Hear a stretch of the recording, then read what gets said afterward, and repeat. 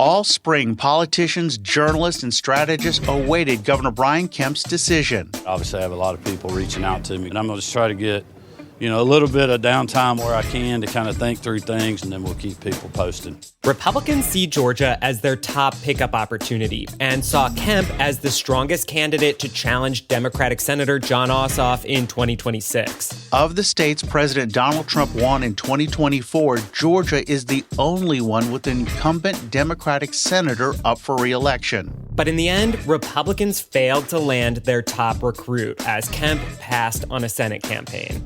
I just want to stay focused on what the people elected me here to do. But just because my name's not going to be on the ballot, that doesn't mean that I won't be on the political playing field. The decision was a blow to Republicans who spent months courting Kemp to run. Ossoff's people are smart. They know that the best player on the field has sidelined himself.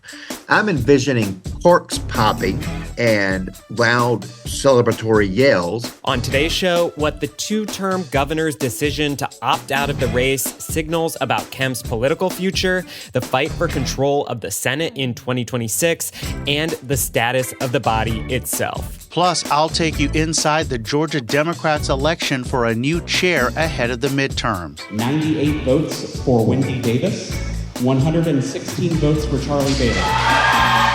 I'm WABE politics reporter Rahul Bali. I'm WABE politics reporter Sam Gringlas, and this is Plugged In from WABE.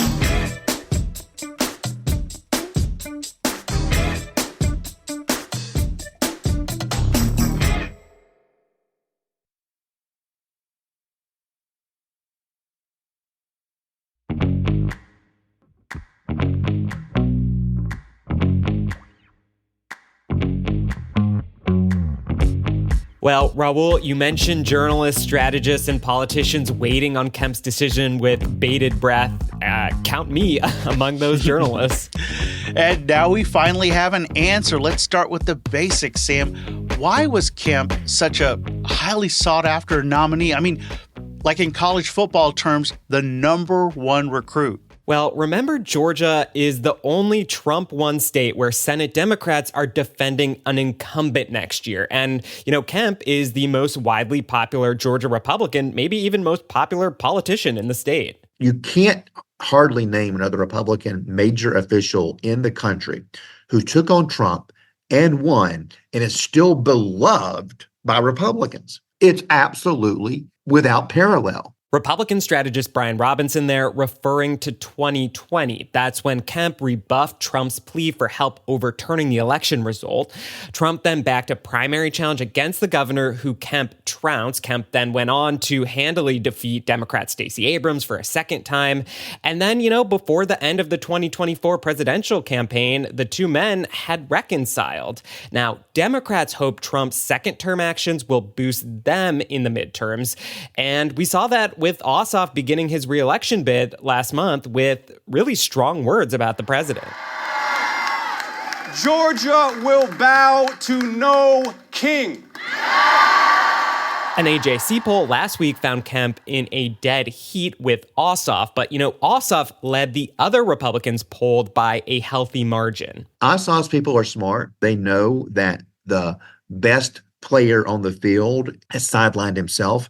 I'm envisioning corks popping and loud celebratory yells. Look, it is a major challenge that the Ossoff campaign has avoided, but there's still a long way to go, including to see who makes it out of a Republican primary and where things stand politically and economically more than a year from now. Sam, you've had some really great inside conversations about the Kemp recruitment effort. Senate Majority Leader John Thune and South Carolina Senator Tim Scott, who is the National Republican Senatorial Committee chair, met with Kemp and his wife Marty last month in Atlanta. Nebraska Senator Pete Ricketts, a former governor himself, spoke with Kemp several times, including during a dinner for governors at his home in Washington, D.C. Kemp also spoke with Senator Steve Daines, a former NRSC chair, about life in the Senate. But I'm told the one thing the senators could not really give a satisfying answer on was coming around to the personal sacrifices of running and then serving, time away from family. Still, Sam, why would Kemp choose to sit this one out? Well, we heard a bit from Kemp himself after a bill signing this week. I was sitting next to Kirby Smart and Mary Beth. Marty and I were at a funeral yesterday, and I was thinking to myself, you know, this would be like him leaving Georgia to go coach at Florida. That's what it would have been like for me, leaving the governor's office to campaign the next year and a half for a job like U.S. Senate. And I know it's very important, but I just, you know, I've gotten so much done as a governor, and I really feel like I still have a lot left to do. And I just want to stay focused on the job that people elected me to do. Brian Robinson says the Senate would have meant trading the center of the state's political universe for the TSA line twice a week, shuttling to and from Washington, away from his family. So quality of life, but then there's also quality of work. Steve Wrigley was chief of staff to the late Georgia Governor Zell Miller. Miller then went on to the Senate, but declined to run for re-election.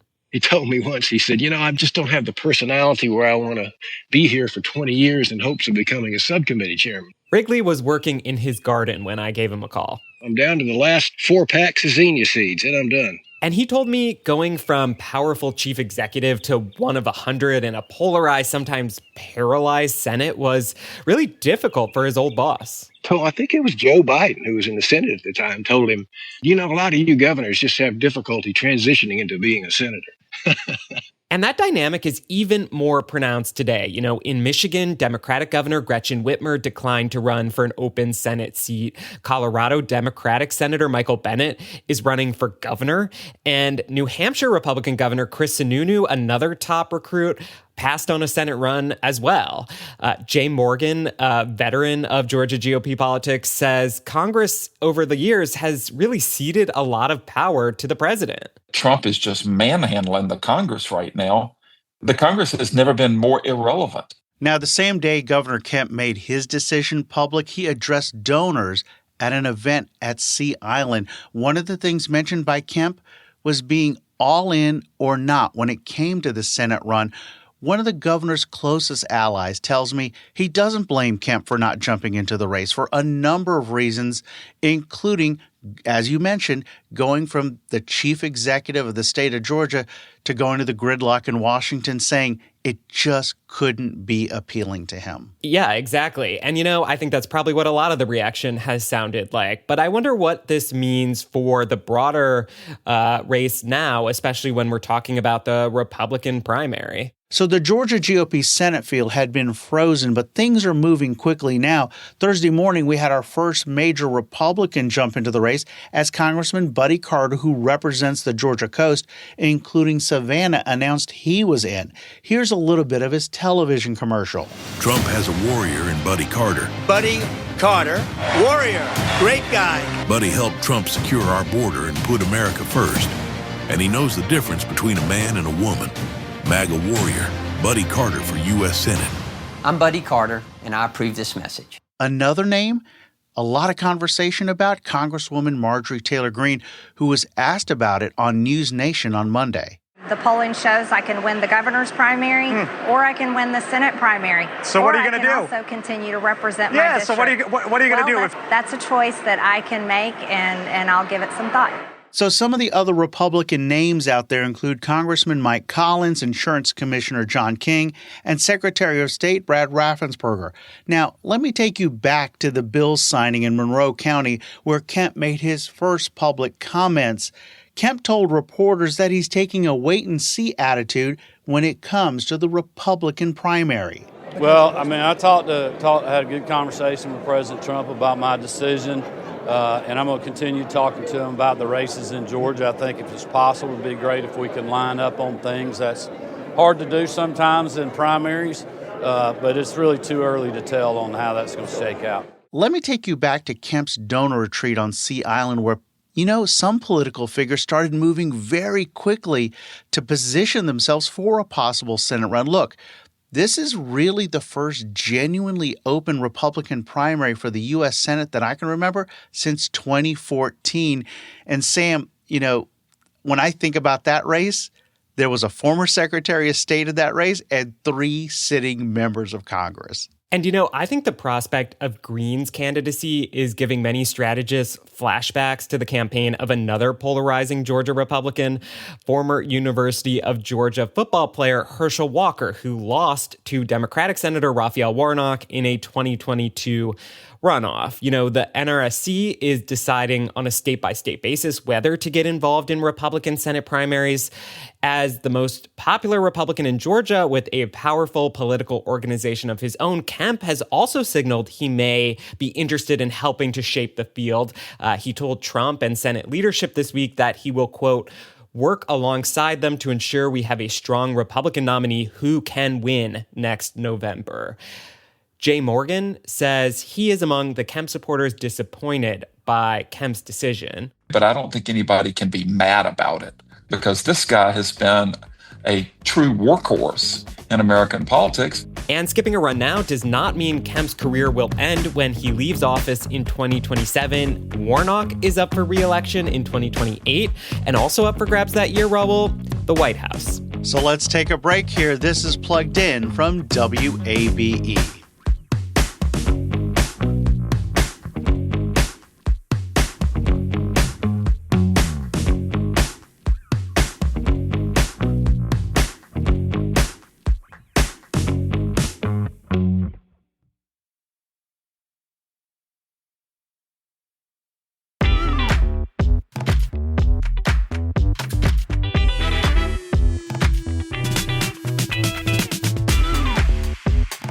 Welcome back to Plugged In from WABE. So there was important news on the Democratic side as the state party picked a new chair. And Rahul, you are connecting that change in part with the U.S. Senate race. I am. The previous party chair was Congresswoman Nikema Williams. And after the 2024 elections, which included Kamala Harris losing Georgia, there was frustration, and some of it was aimed at Williams for a number of reasons, including whether she could balance both being a Congresswoman and the chair of the state party.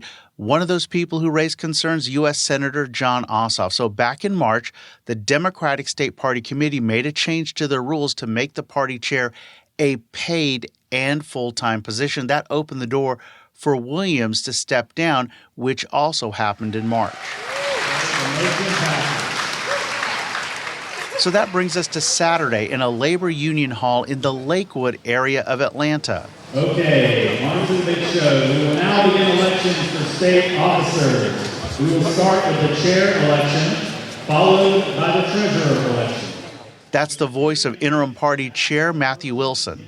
All right, so tell me about the candidates and who prevailed. All right, let's dig in. It's time that we say enough is enough. And it's time that we fight back. Charlie Bailey knows a thing or two about fighting back.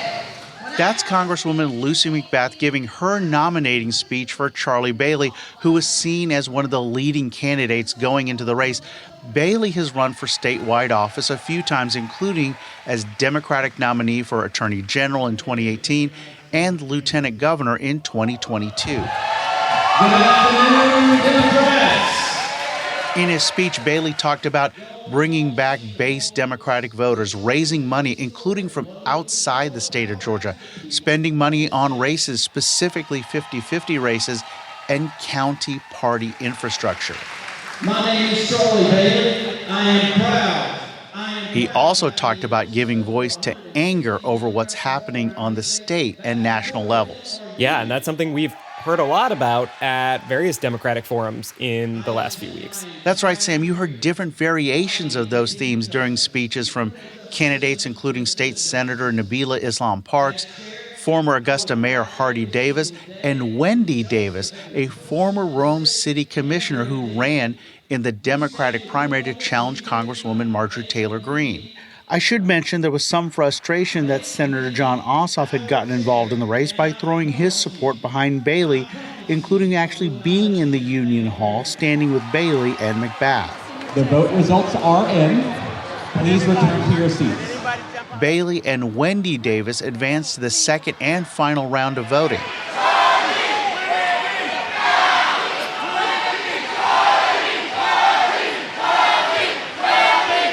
And then we heard the results. 98 votes for Wendy Davis, 116 votes for Charlie Bailey. Davis walked over to Bailey to hug at the front of the room. Afterwards, Bailey spoke to a small group of journalists outside the hall. You got to be clear about what your values are, which we're going to do, and then we got to win races. I mean, the only way to change this stuff is to take back power. You got to beat these Republicans. We got to reelect Senator Ossoff so we can have a hope of taking the majority in the U.S. Senate. Without power, you can't do it. Say, I can't wait to 2026. I'm not asking them to wait. We got to start now. For Bailey, that includes focusing on this year's 2 statewide Public Service Commission special elections and fundraising. These events usually draw the biggest names in Georgia Democratic politics, but I wonder, did you talk to any, rank and file Democrats? Yeah, I want to introduce you to someone that I talked to on the campaign trail last year. I first met Mickey Pierce of South Fulton at an October event for Kamala Harris. We stepped out of the main hall and talked in the lobby about how the past couple of months have been. I think I went to bed on election night pretty devastated. And then I kind of went through all the stages of grief. I was actually pretty sanguine at first. It was like, okay, darkness before the dawn. And now I'm furious. I really want to see my elected step up and do something. And quite frankly, the Dems are not doing enough. One specific thing she mentioned, making a national issue out of what's going on at the CDC. Now, another reason I was interested in talking to Mickey, she's not a member of the Democratic State Committee, so why was she even there? I can be this angry at home, or I can show up and figure out how to get involved. So I'm choosing to show up on a Saturday morning because if I want I'm not sure what exactly I want the Democratic Party to do in the next year or two, but I know that it's unfair to ask them to do something if I'm not willing to put myself and do the work as well. A couple of things she did eventually talk about is Democrats focusing on down ballot races, making sure there's a Democrat running in every election, even if it's a Trump-heavy district, and being open to primaries of sitting Democrats as well, Sam. You also learned of another 2026 announcement on Saturday. We're in the season of lots of campaign launches, but there's kind of a more thematic reason I think you want to talk about this one. That's right. Democratic State Senator Josh McLaurin is running for lieutenant governor. And again, he's talking about this idea of Democrats fighting back on Republican efforts in Georgia and nationally. Looking toward this primary campaign, I know that my voters are going to want somebody who has a spine, who is not afraid to stand up and fight. And that's exactly what I would intend to do in that role. That role being the president of the state Senate, which is one of the major responsibilities of being lieutenant governor in Georgia. There's a lot to cover when it comes to being a Democratic lieutenant governor in a Republican state Senate. But for now, I wanted to share McLaurin's thoughts on Democratic messaging. I think Democrats need to not appear as though a consultant has scripted every single word that comes out of their mouth. I think it's a trust problem that elected Democrats have with their own base. And so one way I intend to run this campaign is to tell you what's on my mind and to not really hold back, because I think that we need to reestablish trust that when we're coming to the table and saying this is a really urgent moment, that we're prepared to, like the Washington legislators who are going to El Salvador or going to the U.S. Treasury where Doge is trying to rip it apart. They're physically going there and putting up the fight because the voters want to see that they take the problem as urgently and seriously as the voters do. Speaking of Democratic messaging, on Sunday, I tuned into Democratic Senator Raphael Warnock's town hall, and, Warnock actually sang a few lines from Schoolhouse Rock. I'm just a bill sitting on Capitol Hill. I wish some of my colleagues would just sit and watch that little cartoon. But there were a few other moments that really caught my attention, too. Yeah, I heard there were a lot of people there and probably not there for his singing. Yeah, for nearly 2 hours inside Zion Hill Baptist Church, attendees were called to the mic by raffle ticket, and they really unloaded fears about Trump's tariffs and the mass firings of federal workers. But no matter the topic, most voters landed on a similar question. What are you doing about it? Warnock told voters he is disappointed in his Republican colleagues' unwillingness to push back on President Trump and said one thing he's doing is pressuring his fellow senators. What I'm saying to them is that they ought to be concerned about this because, it takes a lot of work to get to be a U.S. Senator. Why would you go through all of that and then hand your power over to a wannabe autocrat? We could stop a lot of this if we could just get 4 of them. You know, the senator addressed the reality of being in the minority, saying sometimes your voice is the only thing you've got. And this conversation is timely now as Democrats are trying to prevent deep cuts to programs like Medicaid as Republicans continue their work on a budget. Let's stay with Congress, where Veteran Affairs Secretary Doug Collins, a former Republican congressman from Georgia, told a Senate panel this week that the Trump administration is targeting a 15% cut to the agency's workforce. That would amount to about 80,000 jobs. Michigan Democratic Senator Alyssa Slotkin pressed Collins on those potential layoffs. Again, it's not me that's the only one asking these questions. It's veterans who have a very different political view than me, who are getting seriously agitated back home. Well, I think the biggest thing is to fight this idea of just being blanket numbers. Right. It has scared veterans. If all they hear from people is, if you cut this, then it's going to actually impact my health care, then what are they actually going to think? Because one, they've not seen a plan, because we're still working a plan. I'm not going to play out a plan in public. Now, Collins says that 15% figure is a goal, not a plan, and that Democrats have been fear-mongering. The Atlanta VA Medical Center serves more than 100,000 veterans. A few other bits of news to note. Former Republican Georgia U.S. Senator David Perdue was sworn in Wednesday as the U.S. ambassador to China in an Oval Office ceremony. Now I'm entrusting David to help manage one of America's most complex and consequential foreign relationships, and I know he'll do a fantastic job. Perdue begins his ambassadorship during a trade war between the United States and China. Also, Brandon Beach tells me he has started his job as U.S. Treasurer. That was on Monday. Beach says he has also resigned from his heavily Republican state Senate district. That includes parts of northern and eastern Cherokee County, along with northern Fulton County. A date for a special election to replace him has not been set yet. And finally, Governor Kemp has until Wednesday to sign or veto hundreds of bills passed in 2025. With that, we'll leave it there. That's it for this edition of Plugged In from WABE. Thanks to everyone who came out to the Pints and Politics Trivia Night. Plugged In is produced by Brendan Rivers. Our managing editor is Alex Helmick. Plugged In is available wherever you want to listen. If you listen on demand, make sure to head on over to the Plugged In feed to subscribe and leave us a rating. You can also find us on the radio at 90.1 every Friday morning from 9:30 to 10 a.m. And remember, as public media faces an uncertain funding stream, you can support this work with a gift at wabe.org/donate. We'll be back next week.